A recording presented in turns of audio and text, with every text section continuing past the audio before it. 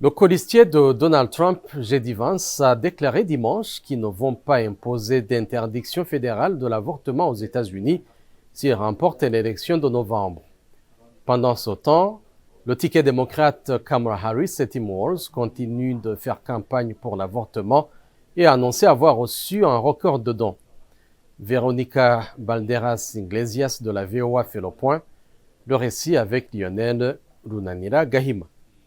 Le candidat républicain à la vice-présidence des États-Unis, J.D. Vance, a répondu dimanche dans l'émission Meet the Press sur la chaîne NBC à la question de savoir s'il s'engage à ne pas imposer d'interdiction nationale de l'avortement s'il est élu en novembre. Sa réponse est venue 2 jours après que Trump ait écrit sur sa plateforme Truth Social « Mon administration sera excellente pour les femmes et leurs droits reproductifs ».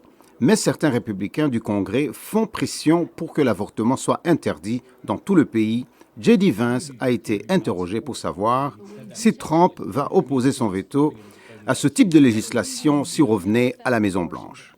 Je pense qu'il le ferait. Il l'a dit explicitement. Le ticket démocrate, Harris Walz, prévient que les droits reproductifs seraient anéantis sous une administration Trump. Tim Walz, le colistier de Kamala Harris, s'est exprimé sur le même sujet lors de la récente convention nationale du Parti démocrate. Ils interdiront l'avortement dans tous les pays, avec ou sans le Congrès. Les démocrates espèrent que le succès de leur convention va se traduire par une remontée dans les sondages. La campagne Harris Walz a annoncé dimanche avoir recueilli quelques 540 millions de dollars depuis son lancement. Le sénateur indépendant Bernie Sanders a exprimé un optimisme prudent sur le fait que la route de la candidate Kamala Harris vers la Maison-Blanche est toute tracée. Sanders a participé dimanche à l'émission This Week sur ABC. Je pense que la campagne sera rude. Je pense que la vice-présidente a maintenant de très bonnes chances de gagner. Elle va certainement remporter le vote populaire par des millions de voix et je pense qu'elle a une grande chance de remporter de nombreux États. Le sénateur républicain Tom Cotton n'est pas de cet avis. Il s'est également exprimé sur ABC. Donald Trump a déjà été président. Le peuple américain sait ce qu'il a fait. Ils savent qu'il comprend le genre de douleur qu'ils ont subi ces 4 dernières années sous Kamala Harris et Joe Biden et pensent que c'est pour cela qu'ils sont prêts à ramener Donald Trump à la Maison-Blanche.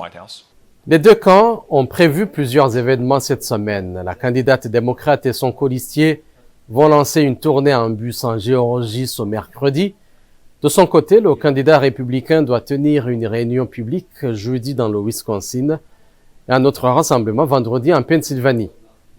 Eric Manirakiza, VOA Afrique, Washington. Washington Forum, le rendez-vous hebdomadaire de VOA Afrique à ne pas manquer. Chaque semaine, nous sommes ensemble pour 30 minutes pour décortiquer les grands sujets qui font l'actualité.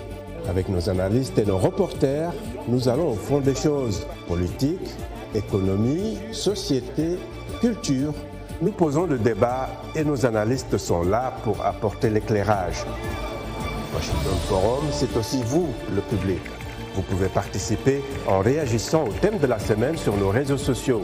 La rédaction de VOA Afrique vous donne rendez-vous sur ses chaînes partenaires, son site voafrique.com et sur ses plateformes numériques pour prendre part à ce forum réalisé dans nos studios à Washington. À très bientôt dans Washington Forum.